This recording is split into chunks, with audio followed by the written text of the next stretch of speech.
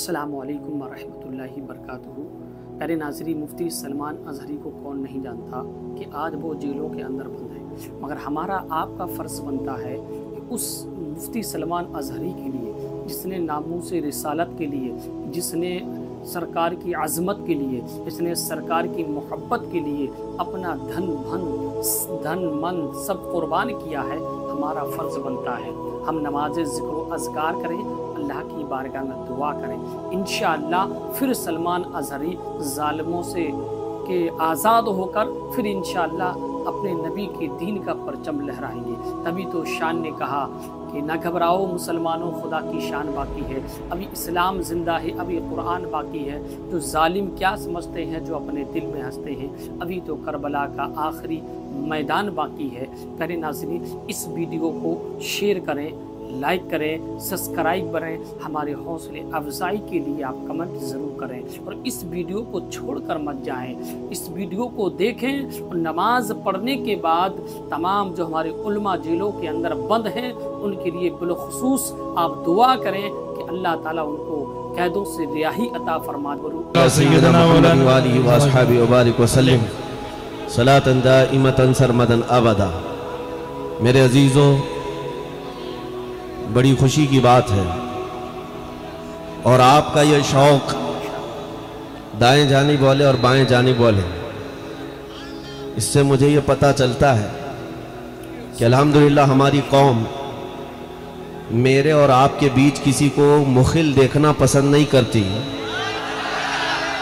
तो रसूल पाक और हमारे दरमियान कोई हड्डी आए तो हम कैसे बर्दाश्त करें? वाह वाह वाह, सुभान अल्लाह सुभान अल्लाह।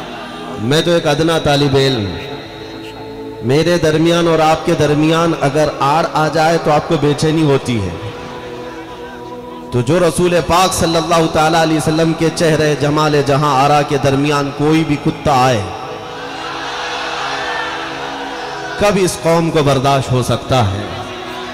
इसलिए दुनिया को यह समझ जाना चाहिए, हमारी बेकरारी यूं ही नहीं है, हमारी बेचैनी यूं ही नहीं है। बात यह है कि हम अपनी तमाम चीज़ों पर सब्र कर लेते हैं, इसलिए कि इस्लाम ने हमें सब्र सिखाया है। सुभान अल्लाह सुभान अल्लाह। हमारे माँ बाप, हमारे आबा व अजदाद ने हमें ये तालीम दी है, रोटी ना मिले सब्र कर लो, चावल ना मिले सब्र कर लो, पानी ना मिले सब्र कर लो, घर की छत ना मिले सब्र कर लो, राशन ना मिले सब्र कर लो। सारे सब्र का इम्तिहान उस वक्त टूट जाता है जब कोई मेरे आका की तरफ उंगली उठाता है। यहाँ पर हमें ये नहीं कहा गया कि जो भी नबी पाक की शान में भोंके उसे माफ़ कर दो, सब्र कर लो। जो इस तरह का कहता है जमात का गद्दार और मुनाफिक है। बेशक रसूल करीम सल्लल्लाहु ताला अलैहि वसल्लम की ज़ात से हमारा ताल्लुक सिर्फ इतना ही नहीं है जैसे एक पीर मुरीद का होता है, बेशक, बल्कि हुजूर की ज़ात से हमारा ताल्लुक जान और रूह से ज़्यादा बढ़ करके है। इसलिए हमने देखा है हमारे बच्चे जाने तो दे सकते हैं लेकिन अपने नबी की मोहब्बत का सौदा नहीं करते। बेशक, हाँ, यह हमारी तारीख पहले से रही है। तुम्हारे इन्हीं जज्बों को देख करके यूरोप का अंग्रेज पुकार कर कहता था, ये फाका कश मौत से डरता नहीं जरा। वाह, यानी भूखा रहता है, प्यासा रहता है, लेकिन मौत से घबराता नहीं। इकबाल ने अपने अशार में कहा है, ये फाका कश मौत से डरता नहीं जरा, रूहे मोहम्मदी इसके बदन से निकाल दो। यूरोप ने यही कहा था कि रूहे मोहम्मदी इनके जिस्मों में जब तक बाकी रहेगी ये किसी बात से खौफ नहीं करेंगे। आज भी मेरे अजीजों मुस्तफ़ा के नाम पर मचलते देखते हैं। सुभान अल्लाह सुभान अल्लाह। इसलिए कि दुनिया अगर रूठ गई तो रूठ जाने दो, गुंबद खजरा हमारे पास है। बेशक, नबी कौनैन सल्लल्लाहु ताला अलैहि वसल्लम की मोहब्बत आज भी हमारे साथ है। इसीलिए दुनिया अगर तुम्हें तानो तशनी करती है, ताना देती है, तो उससे कहो अपना सब कुछ गुंबद खजरा कल भी था और आज भी है। बेशक, मेरे नबी से मेरा रिश्ता कल भी था और आज भी है। बतला दो गुस्ताख नबी को गैरत सुन्नी जिंदा है, उन पे मर मिटने का जज्बा कल भी था और आज भी है। अल्हम्दुलिल्लाह, ये जज्बा जब तक सलामत रहेगा तुम्हारा दीन भी सलामत है, तुम्हारा ईमान भी सलामत है। बेशक, मैं हालात को अच्छी तरह से जानता हूँ میں شروع میں ہی اس بات کی وضاحت کر دوں گا، پرشاسن، پولیس ڈپارٹمنٹ اور دیگر حضرات جو اس جلسے کو منعقد کرنے میں سہیوگ بھی کرتے رہے لیکن ساتھ میں میرے نام سے ڈرتے بھی رہے کہ مولانا آ رہے ہیں، کچھ حالات کوٹا کے خراب نہ ہو جائیں۔ اکثر لوگوں کے دماغ میں یہ امیج بیٹھی ہوئی ہے کہ یہاں پر کچھ ہو جائے گا۔ میاں پوری تاریخ میری بھی نکال کر دیکھو، ہمارے بیانات سے ہم نے کہیں دنگے نہیں بھڑکائے، کہیں فساد اور فتنے نہیں کروائے۔ ہمارا کام اتنا ہی ہے کہ اگر کوئی میری قوم سوئی ہے تو میں اسے جگا کر چلا جاؤں۔ ہاں، اتنا کام تو ہم ضرور کریں گے، چاہے کوئی برا سمجھے چاہے اچھا سمجھے، اتنا حق تو مجھے قانونی بھی حاصل ہے۔ اور رہی بات اگر میرے جملے سخت ہوتے ہیں تو یہ میرا ادھیکار ہے، اس لیے کہ دنیا اپنے باپ کے خلاف سننا نہیں چاہتی، اپنی ماں کے خلاف سننا نہیں چاہتی، اور تم یہ چاہتے ہو کہ ہم اپنی جان رسول پاک کے خلاف سن کر خاموش رہیں۔ ہرگز ایسا نہیں ہوگا، ہرگز ایسا نہیں ہوگا انشاءاللہ العزیز۔ میں آپ کو یہ بات بتاتا رہوں گا جب تک میری زندگی باقی ہے، روح باقی ہے، ہماری سانسیں چلتی ہیں اسی ناب مصطفیٰ پر، ہمارے دل کی دھڑکنوں میں نبی پاک کی ذات ہے۔ اس لیے میں یہ کہتا ہوں کہ اے نوجوانوں، تم بھی اتنا الرٹ رہو، اتنا سترک رہو۔ ہمارے جسم کی ہڈیوں سے گوشت تو نکل سکتا ہے مگر دل سے میرے مصطفیٰ کا نام نہیں جائے گا۔ بے شک حضور پاک صلی اللہ تعالیٰ علیہ وسلم کا ذکر کبھی کم نہیں ہوگا۔ اور الحمدللہ پچھلے کئی مہینوں سے ہندوستان کے چپے چپے کونے کونے میں مجھے جانے کا اتفاق ہوا۔ ان خبیثوں نے میرے آقا کے چرتر پر انگلیاں اٹھائیں، لاکھوں لوگ جو جلسے میں نہیں آتے تھے میرے آقا کے ذکر میں آنے لگ گئے۔ ہاں، یہ جو ماحول بنا ہے، یہ جو ماحول بنا ہے، جس علاقے میں میں جا رہا ہوں ہزاروں کی تعداد میں سر نظر آتے ہیں، ایک سمندر نظر آتا ہے۔ کس کے نام پر آتا ہے؟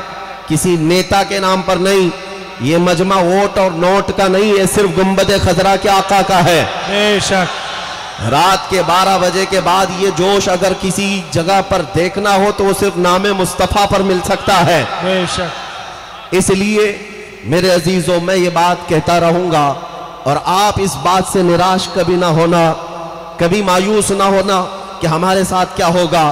میں اگر مر بھی گیا تو مولا 100 چراغ اور جلائے گا۔ بے شک حضور پاک صلی اللہ تعالیٰ علیہ وسلم کا نام نہ کل مٹا تھا، نہ آج مٹے گا، نہ کبھی مٹنے والا ہے۔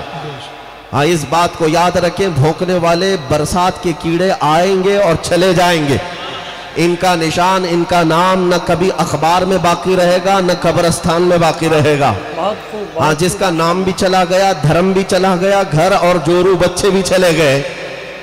آپ دیکھ رہے ہوں گے کہ وہ لوگ جو اپنے کتاب لکھ کر میرے آقا کی شان میں گستاخی کر کے لوگوں کو یہ باور کرانے کی کوشش کر رہے تھے کہ میرے آقا کے اخلاق خراب ہیں، نعوذ باللہ من ذالک، کتاب کہاں گئی؟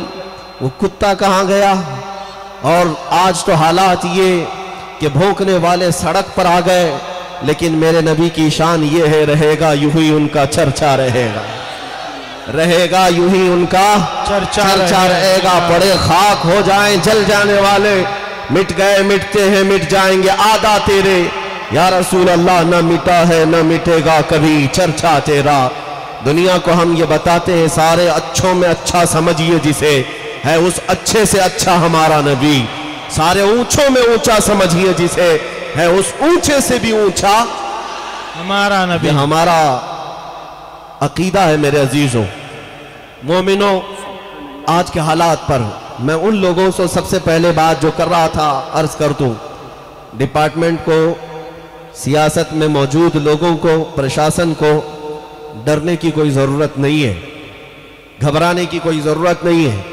انشاءاللہ العزیز کوٹا کا ماحول آج جیسا تھا اس سے بہتر ہی ہوگا، اس لیے کہ جہاں ذکر مصطفیٰ ہوتا ہے وہاں برکتیں اور رحمتیں نازل ہوتی ہیں، اور دلوں میں اگر تھوڑی کجی بھی ہوگی تو اس مجمع کے اندر کل دیکھنا انشاءاللہ عشق رسول کا ٹھاٹے مارتا ہوا سمندر سینے میں محسوس کریں گے انشاءاللہ۔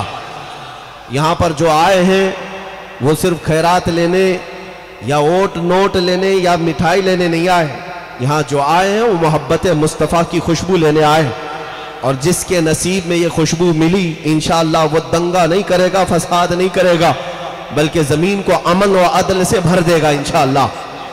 میں ان سے کہتا ہوں گھبرانے کی ضرورت نہیں، مجھ جیسے آدمی سے ڈر اور خوف کی کوئی بات نہیں کہ ہم یہاں ماحول خراب کریں گے۔ ماحول خراب کرنے والے کتوں کو جب تک آپ آزاد چھوڑے رہیں گے یہ ماحول تو بگڑنے کے چانسز زیادہ ہیں۔ حالات آج ایسے ہیں کہ جو ڈیفنس میں اپنا حق مانگنے آ گیا وہ مظلوم کو پکڑ کر کے اندر تو کر دیا گیا، ہزاروں لوگ اندر چلے گئے، لیکن جن کی وجہ سے پورا وواد ہوا وہ آج بھی کھلے سانڈ کی طرح گھوم رہے ہیں۔